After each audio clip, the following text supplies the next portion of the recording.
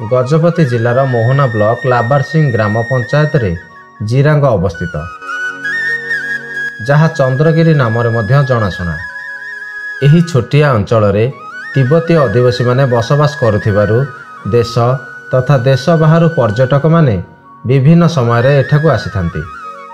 विश्वर विभिन्न प्रांतरु आसुथिबा पर्यटक माने एठारे ग्राम्य जीवन को अनुभव करने सहित पद्म संभव महावीर मोनास्ट्रीर सुंदर निर्माण शैली एवं शांत परिवेश द्वारा आकर्षित होइथांती।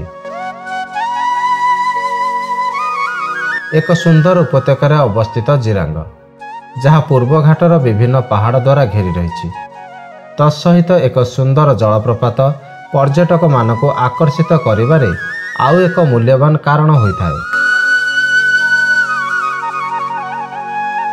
1959 मसीह चीन द्वारा तिब्बत उपर आक्रमण फल प्राय 85,000 तिब्बतीयों को बासच्युत होगाकू पड़ता, जो सही समयर धार्मिक गुरु 14तम दलाई लामा भारत समेत अन्य देश मानकू सेमानकू आश्रय देवाकू अनुरोध करथिले।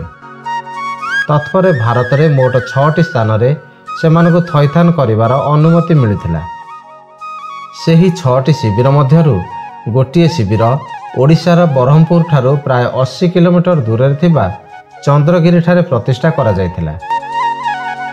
एठारे बसवास करुथिबा तिब्बतीय शरणार्थी माने एही स्थान को तिब्बतीय भाषा रे फुंटसक्लिंग बोली कहिथांती।